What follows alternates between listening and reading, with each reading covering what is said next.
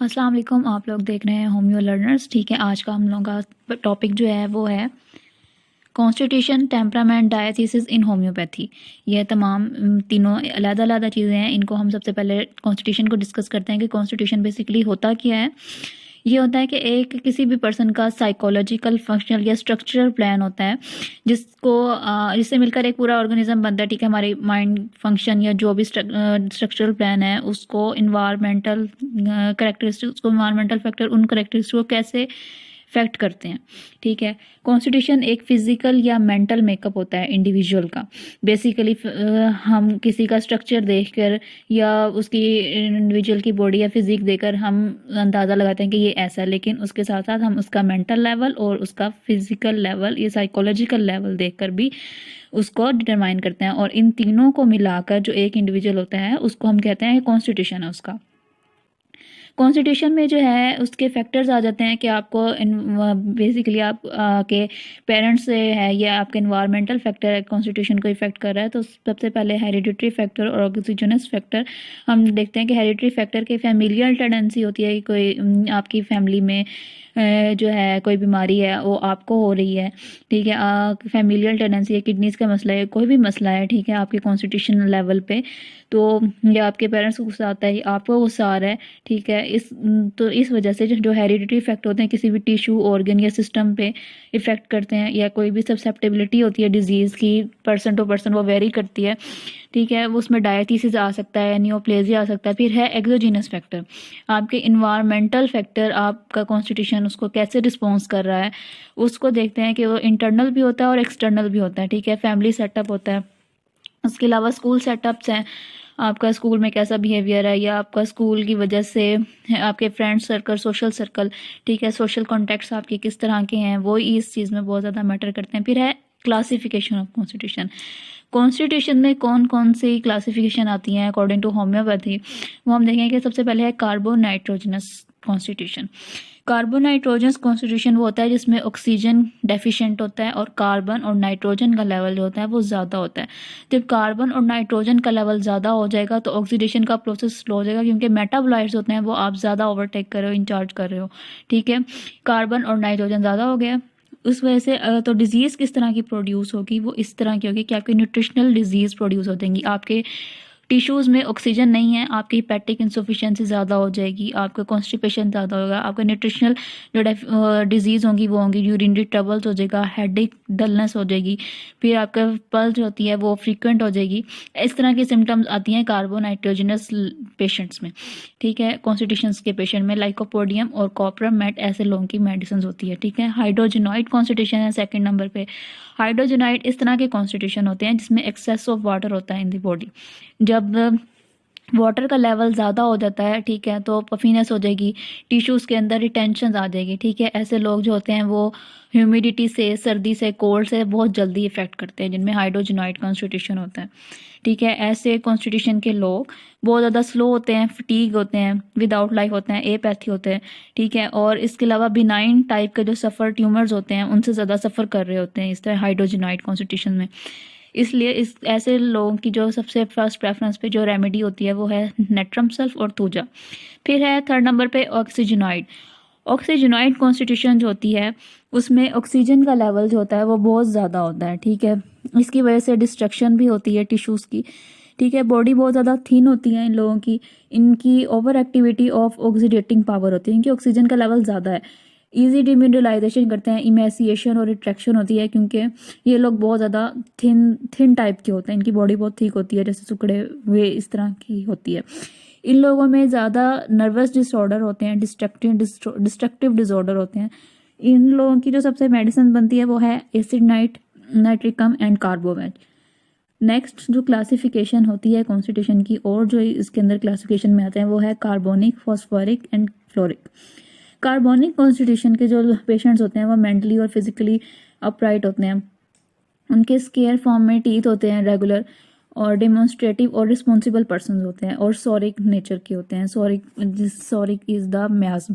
ठीक है, सोरा सिफिलिक साइकोटिक म्याज्म की फॉर्म में होता है। ये फंडामेंटल काज होती है डिजीज की। ये जो लोग होते हैं वो कैलकेरिया कार्ब या काली कार्ब होते हैं। Calcarea kali carb is the remedy इन लोगों की बनती है। फॉस्फोरिक जो है सेकंड वन, वो है एक ट्यूबरकुलर डायथिसिस के पेशेंट होते हैं। ये टॉल होते हैं, थिन होते हैं, डेलिकेट, बहुत खूबसूरत टाइप के लोग होते हैं ये। इसके अलावा इनके लॉन्ग और येलो टीथ होते हैं, लेकिन वो टीथ होते हैं वो वेल फिटेड होते हैं। इन लोगों में जैसे मियाज़म रन कर रहा होता है वो है साइकोटिक। फॉस्फोरिक लोगों की जो रेमेडी होती है वो कैलकेरिया फॉस और कॉलीफॉस होती है। लास्ट है फ्लोरिक। फ्लोरिक में जो पेशेंट्स होते हैं वो अनबैलेंस और इरेगुलर बॉडी फॉर्मेशन होती है। उनके टीथ भी रेगुलर नहीं होते और फिटेड होते हैं मगर टीथ रेगुलर नहीं होते, कनिंग और इलाइबल होते हैं। इसमें जो मियाज़म रन कर रहा होता है वो सिफिलिटिक है, इसलिए उनको फ्लोरिक एसिड और कैलकेरिया फ्लोर जो होते हैं वो रेमेडी दी जाती है। उसके बाद है हमारी इसकी इम्पोर्टेंस क्या होती है, कॉन्स्टिट्यूशन हम क्यों चेक करते हैं। ये हमें किसी की साइकोलॉजिकल एंटिटी बताती है, ठीक है। जैसे कि हाइड्रोजनाइड में वो स्लो पर्सन है, ये फटीग है, या उसकी मेंटल उसका दिल नहीं करता काम करने को। हर कॉन्स्टिट्यूशन का एक साइकोलॉजिकल लेवल है। तीसरा है कि हम इससे किसी भी डिजीज़ को पता कर सकते हैं, उसकी ससेप्टेबिलिटी पता कर सकते हैं, फिर हम उसकी सिलेक्शन कर सकते हैं रेमेडी में। नेक्स्ट है कि हम किसी भी टाइपोलॉजिकल एंटिटी या टेम्परामेंटल उसका देख सकते हैं कि इसकी क़ुव्वत बर्दाश्त कितनी है, उसका मेंटल लेवल किस तरह का है। नेक्स्ट हम देखते हैं टेम्परामेंट क्या होता है। टेम्परामेंट होता है कि किसी भी इंटरनल कॉन्स्टिट्यूशन किसी का फिजिकल कॉन्स्टिट्यूशन से, लेकिन हम उसमें ज़्यादातर ये टेम्परामेंट में ये देखा जाता है कि किसी का पैथोफिजियोलॉजिकल और एक्सप्रेशन ऑफ इंडिविजुअल क्या है। आपसे कोई बात करता है तो आप उसको किस तरह रिस्पॉन्स करते हैं। कुछ लोगों को बहुत ज़्यादा गुस्सा आ जाता है, कुछ लोग बहुत ज़्यादा हाइपर रहते हैं, कुछ लोग बिल्कुल साइलेंट हो जाते हैं, उनको कुछ नहीं, गुस्सा वगैरह कुछ नहीं आता। लेकिन टेम्परामेंट हमारे इन्वायरमेंटल फैक्टर से बहुत ज़्यादा, अगर आपके इन्वायरमेंट से ज़ाहिर आता है, कोई का आपको कुछ कहेगा तो आप उसका रिस्पॉन्स करेंगे। टेम्परामेंट कॉन्स्टेंट नहीं होता, इम्यूटेबल होता है। टेम्परामेंट जो है इसमें 4 तरह के टेम्परामेंट आते हैं, एक choleric, melancholic, phlegmatic and sanguine. First one, सबसे पहले है कॉलरिक टेम्परामेंट के लोग किस तरह के होते हैं। कॉलरिक टेम्परामेंट में सबसे ज़्यादा लीवर डिजीज़ के पेशेंट्स आते हैं और इल ह्यूमर होता है बहुत ज़्यादा, तो ऐसे लोगों की मेडिसिन होती है एलोसेक्रोटीन और अर्जेंटम नाइट्रिकम, कॉलरिक टेम्परामेंट में आती हैं। फिर है मेलनकोलिक, ऐसे लोग बहुत ज़्यादा साइलेंट रहते हैं हर टाइम, इन्हें दुनियादारी से कोई मतलब नहीं होता। इसमें होती है ऑरम मेटालिकम, सुसाइडल टेंडेंसी वाले लोग, और ब्राइटाकार। फिर है फ्लेगमेटिक टेम्परामेंट, ऐसे लोगों का फ्लेगम जो होता है वो बहुत ज़्यादा होता है, ये स्लगिश होते हैं, लेज़ी होते हैं, खामोश तबीयत के लोग होते हैं लेकिन लेज़ी बहुत होते हैं। फिर है सैंग्विन टेम्परामेंट। सैंग्विन जो होता है वो एक ब्लड से रिलेटेड है, ठीक है। इसमें कॉन्फिडेंट भी होती हैं, ऑप्टिमिस्टिक होते हैं, लेकिन ब्लडी ज़्यादा होते हैं, एकोनाइट और कैक्टस। फिर है हमारा नेक्स्ट क्लासिफिकेशन है टेम्परामेंट की नेक्स्ट के लिम्फेटिक टेम्परामेंट होता है, नर्वस टेम्परामेंट होता है और इरिटेबल होता है। लिम्फेटिक टेम्परामेंट में होता है कि मसल्स जो होते हैं वो स्किन पर स्लगिश होते हैं। नर्वस टेम्परामेंट में है कि नर्व्स बहुत इजीली एक्साइटेड होती हैं, वीक होती हैं और क्विक होती हैं, एक्शन में बहुत ज़्यादा होती हैं। और इरिटेबल टेम्परामेंट ऐसे होते हैं कि कुछ लोग बहुत ही ज़्यादा चिड़चिड़ होते हैं, ठीक है, उनको काम करने का दिल नहीं करता, इजीली वेक्स होते हैं, तो ऐसे लोगों की एपिस मेलिफिका बनती है। नर्वस टेम्परामेंट में एग्रिकस बनती है जो कि नर्व्स की होती है, और लिम्फेटिक टेम्परामेंट में बैप्टिशिया होती है।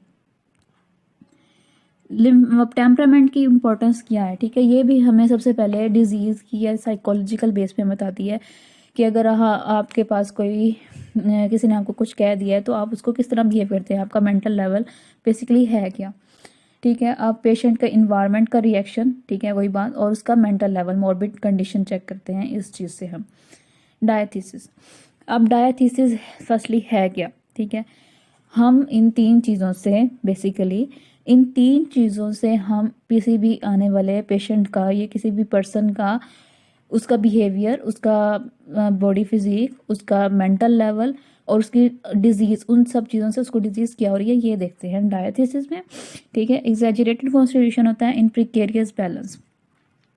डायथिसिस जो होता है वो आपके जेनेटिकली भी हो सकता है या इन्वायरमेंट से भी हो सकता है, जो आपको एक पैथोलॉजिकल कंडीशन में ले जाता है, ठीक है, या जिससे आपको एक क्रोनिक डिजीज़ हो जा सकती है डायथिसिस में। डायथिसिस जो है बेसिकली एक ऐसी कंडीशन होती है जिसमें आप नॉर्मल और अबनॉर्मल कंडीशन के दरमियान में होते हैं। डायथिसिस जो है एक ऐसा यूं कह लें कि ये एक ऐसी फेज़ हो सकती है कि आप बिल्कुल ठीक नॉर्मल कंडीशन में हैं, लेकिन ये आपको एक क्रोनिक कंडीशन तक भी लेके जाती है। ठीक है, डायथिसिस में जो लोग नोसोर्स की स्टडी ज़्यादा करते हैं उसमें डायथिसिस की इंपॉर्टेंस बहुत ज़्यादा होती है, और इसी से जो है एक क्रोनिक कंडीशन का आइडेंटिफाई करते हैं, डायग्नोज करते हैं क्रोनिक डिजीज़ को। ठीक है, लिम्फेटिक डायथिसिस जो होते हैं वो इस तरह होते हैं कि आप सबसे पहले उसकी टंग, उसकी स्किन, उसकी आई, इसमें लिम्फ नोड्स जो होते हैं, लिम्फेटिक सिस्टम जो होता है वो बहुत ज़्यादा डिस्टर्ब होता है। इसमें डायथिसिस में सबसे पहले टंग जो है वो स्वेल हो जाती है, स्किन में एक्जिमा, इनलार्ज, हीलिंग टेंडेंसी नहीं होती, आईज जो होती हैं वो स्मॉल हो जाती है, म्यूकोजा जो होता है वो लोअर रेड का, एब्डोमेन के अब नॉर्मली इनलार्ज होते हैं लिम्फ नोड जो होते हैं लिम्फेटिक डायथिसिस में सबसे ज़्यादा इन्वॉल्व होते हैं। इसमें सोराइनम, सल्फर और लाइकोपोडियम 3 बेसिक्स और इम्पोर्टेंट रेमेडीज़ होती हैं। इसके अलावा और भी होती हैं। डिस्क्रेटिक डायथिसिस में है कि कार्सिनोमा डेवलप होता है, ल्यूकीमिया की डिजीज़ हो सकती है, नर्वस डिजीज़ हो सकती हैं, आर्सेनिक हाइड्रास्टिस और एसिड नाइट इस डायथिसिस की इम्पोर्टेंट है। नेक्स्ट है क्लासिफिकेशन। उसके बाद है uric acid diathesis and tubercular diathesis. Uric acid diathesis में होता है कि ये एक साइकोटिक रेंज का कॉन्स्टिट्यूशनल डिसऑर्डर होता है। इसमें ज़ाहिर है यूरिक एसिड के नाम से ज़्यादा कि रोमेटिक कंडीशन होती है, यूरिक एसिड लेवल बढ़ा हुआ होता है। इसकी भी सारी सिम्टम्स कॉल में वर्ड्स हो जाती हैं, हाइपरलिपिडेमिया, मेटाबॉलिक डिसऑर्डर्स हैं, कोलेस्ट्रीमिया है, डायबिटीज़ है, ये सारी कंडीशन होती हैं। लीवर्स के इश्यूज होते हैं, गॉल ब्लैडर डिजीज़ होती है, थूजा और सार्सप्रेला जो है रेमेडी, ये यूरिक एसिड डायथिसिस में बहुत अच्छी होती है। फिर है ट्यूबरकुलर डायथिसिस में जो है कि ये एक टीबी की कंडीशन कह लें, कि उससे ज़ाहिर है नाम से कि टीबी की जो फैमिली हिस्ट्री होती है उसमें लंग्स, एस्थमा, साइनोसाइटिस, इनमें बहुत ज़्यादा ये इम्पोर्टेंट होती है। ये ऐसे लोगों में बहुत ज़्यादा इंसेन होते हैं, इनको डॉग से वेट लॉस बहुत ज़्यादा होता है। ये मेंटली जो होते हैं बहुत कीन होते हैं, फिजिकली बहुत ज़्यादा एक्टिव होते हैं, क्रॉनिक डायरिया होता है, ठीक है, क्रॉनिक इन्फ्लेमेशन होती है ग्लैंड्स की, बेड वेटिंग होती है, क्रॉनिक कोई भी डिजीज़ होती है, नोज़ ब्लीडिंग या क्रॉनिक हिस्ट्री बहुत ज़्यादा होती है ट्यूबरकुलर डायथिसिस में। इसके अलावा सप्रेशन ऑफ रिंगवॉर्म होती है। उम्मीद करती हूँ कि आपको आज की हमारी वीडियो अच्छी लगी होगी। चैनल को लाइक और सब्सक्राइब ज़रूर कीजिएगा, और कमेंट सेक्शन में कोई भी इशू हो या कोई भी सवाल हो तो वो ज़रूर बताइएगा। अल्लाह हाफिज़।